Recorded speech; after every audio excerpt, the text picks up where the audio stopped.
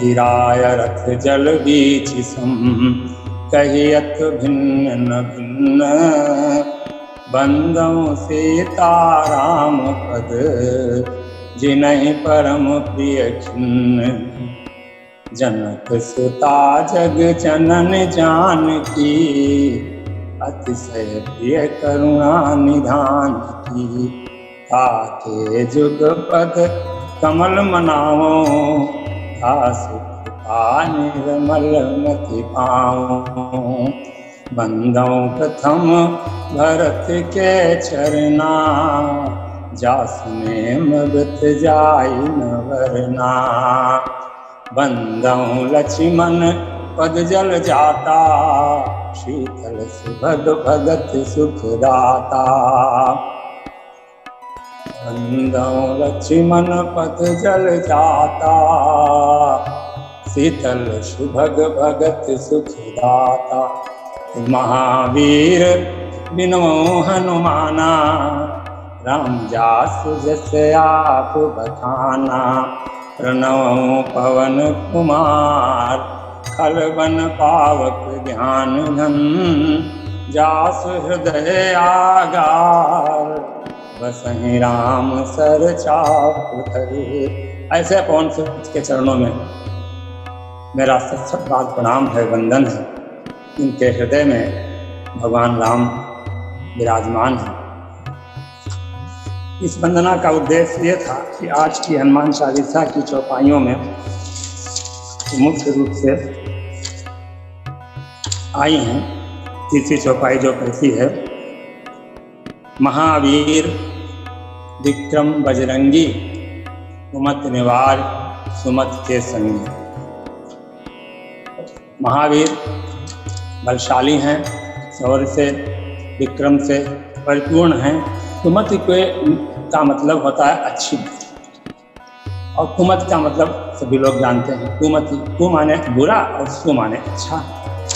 तो माता सीता की वंदना भी मैं इसीलिए इसमें करी है कि माता सीता के चरणों में मैं प्रणाम करता हूँ और हमारी मति को निर्मल कर। जासु कृपा निर्मल मत पा। तो हमारी मति निर्मल हो जाएगी तो हमारा मन भगवान के चरणों में लगेगा, सत्संग में लगेगा।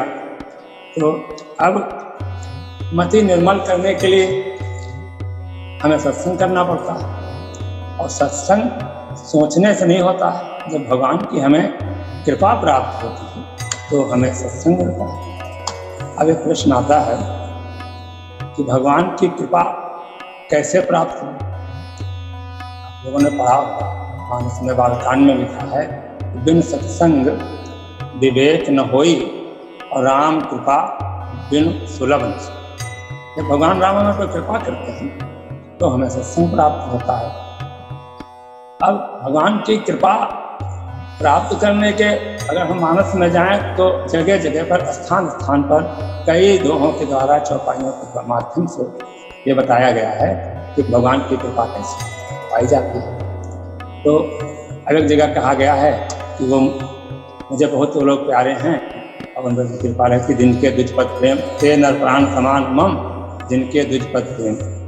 एक जगह बहुत अच्छा कहा गया है कि राम कृपा नहीं करें दस, जस निज केवल को। तो भगवान के चरणों में अगर हमारा प्रेम नहीं होगा तो भगवान कृपा क्यों करें। भगवान क्या, संसार का कोई प्राणी बिना प्रेम के दूसरों से नहीं मिलता है, ना कृपा करता है। और जब भगवान कृपा करते हैं तो हमारी सुमति जो है वो सुमति में। हनुमान जी के का आश्रय लेने से, मानस की चौपाइयों का आश्रय लेने से, हनुमान चालीसा का पाठ करके उसमें रमने से भगवान के चरणों में प्रेम हो जाएगा। जब भगवान के चरणों में प्रेम हो जाएगा तो भगवान कृपा करेंगे। जब भगवान कृपा करेंगे तो हमें सत्संग की प्राप्ति होगी, और जब हमें सत्संग की प्राप्ति होगी तो फिर हमारी जो भगवान के चरणों में प्रेम है वो हमारा प्रेम कई गुना बढ़ जाए। इसलिए कि अभी तो हम सिर्फ भगवान की कृपा से सत्संग मिल रहा, और सत्संग करते करते, अक्षरों का संग करते करते सत्संग में होता क्या है? सत्संग में यही होता है कि भगवान की गुणों का वर्णन, भगवान की लीला का वर्णन। बल्कि हमारे उपनिषदों में जो लिखा हुआ है, उपनिषदों में कई कहानियाँ आती हैं। जनता की आती है, अजामिल की आती है, गिरिराज की आती है, जटायु की आती है। इन सब के ऊपर भगवान ने किस प्रकार से प्रेम किया, कैसे लोग असहाय थे, इनका कोई था नहीं कि कैसे लोग संसार के बंधन में बंधे हुए थे और कैसे कैसे कृत्य कुकृत्य इनको करने पड़ रहे थे अपने प्रारब्ध के अनुसार, अपने भाग्य के अनुसार या पिछले जन्मों के कर्मों से, जो भी कारण रहे हैं। तो ऐसे लोगों पे भगवान ने कृपा करी। तो अब किसी ने पूछा कि किन किन के लोग ऊपर भगवान ने कृपा करी, हम क्यों भगवान का भजन करें अच्छी गति पाने के लिए। तो उदाहरण के रूप में श्री बाबा ने सबसे उत्तरकांड में लास्ट में लिखा है, पाई न के ही गति पतित पावन, राम भज सुनु सठ मना। अपने मन को तुलसी बाबा हमेशा सठ दो, क्योंकि मन भागता बहुत है, उनके कहने में नहीं आता है, बुद्धि के कंट्रोल में नहीं आता है। तभी तो मन को भगवान के चरणों में बांध दिया जाता है। भगवान के चरणों में मन ना लगे, उसको बांधने के लिए, मन में लगाने के लिए सुंदर कांड में भगवान ने एक उपाय बताया है। उपाय ये बताया है कि जो हमारे सांसारिक रिश्ते हैं, जो हमारी माता हैं, पिता हैं, बंधु हैं, भाई हैं, जननी जनक बंध सुख दारा, इनके सबके प्रेम के धागे सब बिखरे, तन धन भवन सुहृद परिवारा, हमारे मित्र, संसार, हमारी संपत्तियाँ, ये सब हमारे, जिनका हमारा मोह है, जिनकी हमारी ममता है, ये सब प्रेम के धागे हैं, अलग अलग धागे, ममता के धागे। तो सबके ममता ताज बटोरी, सबकी ममता के धागों हम एक जगह इकट्ठा करके, उसको बट करके एक रस्सी बना, सबके ममता ताग बटोरी, और उस रस्सी से अपने मन को बांधें और भगवान के चरण कमलों में बांध दें। जब कोई बछड़ा बहुत भागता है, कोई जानवर बहुत भागता है या एक जगह नहीं टिकता है, तो उसको हम बंधन में बांध के एक जगह खूंटा डाल कर रख देते हैं। अपने मन को बांधने के लिए इन रस्सियों के धागों को, छोटे छोटे पतले पतले धागों को इकट्ठा भागने में दें, क्योंकि इनको हम समाप्त नहीं कर सकते हैं। ये हमारा अस्थायी और अस्थायी भाव हमारे अंदर पैदाइशी हैं, या पूर्व जन्म के कर्मों के कारण है, या प्रारब्ध के कारण है। तो हमें बड़ी तपस्या करनी पड़ेगी उसको करने के लिए। तपस्या कम समय में संभव नहीं है। अन्य युगों में हम लोगों की लाइफ बहुत हुआ करती थी, पता लगा 25 साल तक, 50,000 साल तक, 1,00,000 साल तक तपस्या कर रहे हैं, तब वो सिद्धि प्राप्त होती थी। तो कलयुग में भगवान के नाम का आधार लेते हुए, हनुमान जी के चरणों का आश्रय लेते हुए, उनको जगत गुरु त्रिभुवन गुरु मानते हुए, उनकी कृपा से हम ये कोशिश करें, प्रयत्न करें कि सबके जो बंधनों के जो धागे हैं, इन धागों को इकट्ठा करके अपने मन को बांधें और भगवान के चरण कमलों में बांध दें। बस हमारा मन टिक जाएगा। तो हमारा मन टिक जाएगा तो हमारे अंदर जिज्ञासा होगी। ये जिज्ञासा होगी कि हम कैसे भगवान को प्राप्त करें, भगवान की लीला कहाँ सुने, भगवान की चर्चा कहाँ सुने, भगवान के गुणों को कहाँ से प्राप्त करें। सत्संग में जो हम भगवान की महत्ता प्राप्त होती, किसके ऊपर कृपा करी, कैसे कैसे करी, हमारा भगवान के ऊपर दृढ़ विश्वास और श्रद्धा बढ़ जाता है। हमारा श्रद्धा विश्वास बढ़ जाता है तो हमें समझ लीजिए कि ईश्वर की प्राप्ति होगी। हमारे अंदर श्रद्धा विश्वास आ जाए तो जैसा कहा गया, भवानी शंकरो वंदे श्रद्धा विश्वास विष्णु। भवानी शंकर कुछ नहीं, श्रद्धा माता पार्वती और विश्वास भगवान शंकर, दोनों हमारे हृदय में बस गए। और जब बस गए तो हमें ईश्वर प्राप्ति के लिए कुछ साधन नहीं करना, बस श्रद्धा विश्वास प्रेम समर्पण, जैसा आप अक्सर यहाँ भेजते रहते हैं अपने राधे राधे के माध्यम से। तो भगवान के ऊपर श्रद्धा, भक्ति, प्रेम और विश्वास ही, समर्पण ही भक्ति है। पूर्ण रूप से समर्पित हो जाने का मतलब है कि हम अन्य के ऊपर आश्रित ना रहें। भगवान गीता को, उसमें रामायण के अंत में कहते हैं कि जो मेरा भक्त है, अगर वो मेरा भक्त है, हमको लगता है गीता में भी उन्होंने यही कहा, जो मेरा भक्त है वो मेरे ऊपर ही पूर्ण रूप से आश्रित है।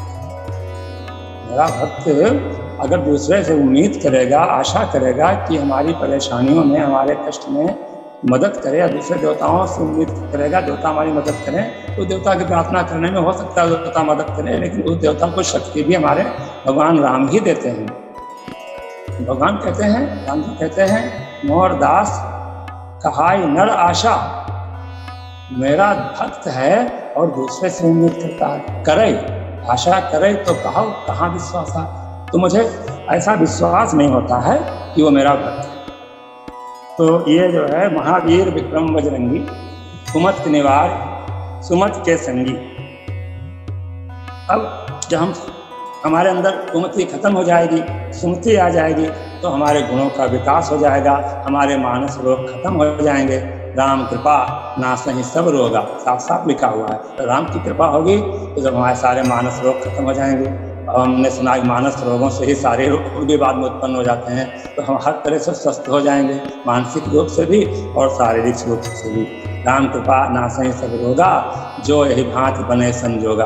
अगर ऐसा संजोग, वहाँ तो दूसरा संजोग बताया किस किस तरीके से हम ज्ञान प्राप्त करते हैं। श्रद्धा रूपी गाय लाते हैं, फिर इस तरह से करते हैं, फिर धोते हैं, फिर ज्ञान का दीपक जलाते हैं। ये संजोग हमको तो ऐसा लगता है कि सत्संग का संजोग की बात करें तो राम की कृपा होती है तो हमें सत्संग प्राप्त होता है, और सत्संग से हमारे भगवान के ऊपर जो हमारी श्रद्धा है वो चरम सीमा को बढ़ती चली जाती है। तो अब कुमत निवार सुमत के संधि का मतलब है, अगर इसमें शाब्दिक अर्थ समझें तो हनुमान जी ने कुमत रूपी, विभीषण के अंदर कुमत नहीं थी, भक्त थे, लेकिन उनको भी ऐसा मंत्र दिया, तुमरो मंत्र विभीषण माना, लंकेश्वर भय सब जगना। तो अब विभीषण जी भगवान के चरणों में पूर्व जन्म के कारण, भानु प्रताप की कथा में आता है विभीषण जी धर्म ऋषि नाम के उनके मंत्री थे, तो प्रारब्ध के कारण भगवान के भक्त हुए। अगर रावण ने देखा, रावण बहुत राजनीतिक था, उसने कहा अपने भाई को भगाएं क्यों, हमारा कोई नुकसान तो नहीं कर रहा है। तो उसकी इच्छा अनुसार उन्होंने विभीषण बाहर रहने का पूरा आवासीय इंतजाम कर दिया, जैसा वो चाहते थे वैसा ही मंदिर जैसा उनका बना दिया। लेकिन वो रावण की सभासद थे, ये बात आप लोग जाने, वहाँ रहते हुए भी वो सभा में आते थे, उनका एक आसन फिक्स था। तो वो वास्तव में वो रावण की सेवा करते थे, रावण के मंत्री थे, और भगवान राम के चरणों में भी उनका अगाध प्रेम था। और उनकी भी इच्छा थी विभीषण जी की कि हमें भगवान दर्शन दें, हमें अपना लें, क्योंकि उनको ये सब अच्छा नहीं लगता था। तो हनुमान जी से मिलते हैं कुमत निवार सुमत के समीप, तो राम राम सिमरन करते हैं। 4 बजे का समय होता, ब्राह्म मुहूर्त में हनुमान जी कहते हैं अरे लंका निश्चय निकलने वास्ता, यहाँ कहाँ सत्यन करवाता, मनमो तरक करे विभीषण जाता। तो साधु से हो न कारज हानि, तो इनसे मुझे मिलना चाहिए। विभीषण जी मिलते हैं, आप सबको पता है, वार्ता होती है, हनुमान जी अपना परिचय देते हैं। तो वे कहते हैं हमको अनाथ जान करके भगवान कृपा करें, तब करेंगे। देखिए सामने प्रत्यक्ष रूप से तो सनाथ है, क्योंकि तीनों लोगों के राजा के सभासद हैं, रावण के भाई हैं, सारी सुविधाएं उनको प्राप्त हैं, लेकिन उनकी अंतरात्मा ऐसा मानती है कि हमें कुछ नहीं प्राप्त हुआ, अगर हम भगवान हमको नहीं मिले तो सांसारिक सुख हमारे किस काम की। तो हनुमान जी को क्या मंत्र दिया? हनुमान जी ने वो मंत्र दिया जो बाल कांड में राम जी कहते हैं परशुराम जी से, कहते हैं कि वही है को एक दास तुम्हारा, नाथ समुधन भंजनहारा, वही है को एक दास तुम्हारा, कोई आपका एक दास होगा। तो परशुराम जी कहते हैं अगर आप मेरे दास होते, सेवक होते, सेवक का कार्य दुश्मनी करना नहीं, तो सेवा करने का कार्य होता है। सेवक सोई जो करे सो काई, कार्य करनी कर करे लाई, दुश्मन का कार्य करे और कहे कि मैं सेवक हूँ। हनुमान जी को यह मंत्र दिया, यह हमारे अपना विचार है। हनुमान जी ने विभीषण जी से कहा कि आप इशारों में कह दिया कि आप राम जी के सेवक बनिए। देखिए मैं कैसा था, कहा कौन मैं परम कुलीना, कब चंचल सभी विधीना, प्राप्त नहीं तो नाम हमारा, ये दिन ताय में मिले यारा। उन्होंने अपने कौम के बारे में, बानरी जाति के बारे में, और अपने को वहाँ से छोटा दिखाते हुए, क्योंकि भगवान हनुमान तो हम अहंकार शून्य, अहंकार तो उनको है, लेकिन अपने को वहाँ पे प्रसंग बस छोटा बताते ताकि दिखा सकें कि देखो हम कहाँ कहाँ भटक रहे थे, घूम रहे थे, हमें राम जी मिल गए, इतना बड़ा पुनीत कार्य सौंप दिया बीड़ा, और सीता माता को पूजने का बीड़ा उठा लिया इन्होंने। तो उन्होंने कहा कि अगर राम जी से आपको मिलना है तो आप रावण की सेवा छोड़ करके और राम जी की सेवा में चले जाइए। उन्होंने इस बात को गांठ मान लिया, इस बात को मंत्र के रूप में मान लिया कि हमें यही कार्य करना है, और वो शुद्ध बुद्धि से, विमल मति से, निर्मल मति से हनुमान जी को सदगुरु मानते हुए।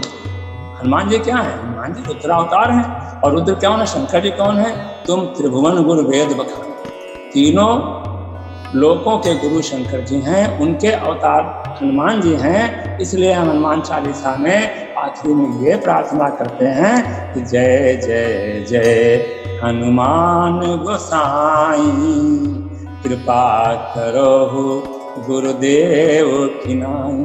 गुरुदेव कैसे कृपा करते हैं? गुरुदेव कृपा करते हैं तो माया और मोह के बंधन से छुड़ा देते हैं। ऐसा मंत्र देते हैं कि सांसारिक कार्यों में अपने कर्तव्यों का निष्ठा के साथ में, ईमानदारी के साथ में निर्वाह करते हुए हम अपना मन भगवान में लगाएं, भगवान को लगातार निरंतर याद रखें। गीता में कहा गया माँ में स्मरण, अंत समय में याद नहीं आते भगवान, तो हम जब अभ्यास है नहीं विद्या, हम विद्या का अभ्यास करेंगे, राम जी के नाम का राधे राधे का अभ्यास करेंगे तो हमें अंत समय में भी राधे राधे ही मुँह से निकलेगा।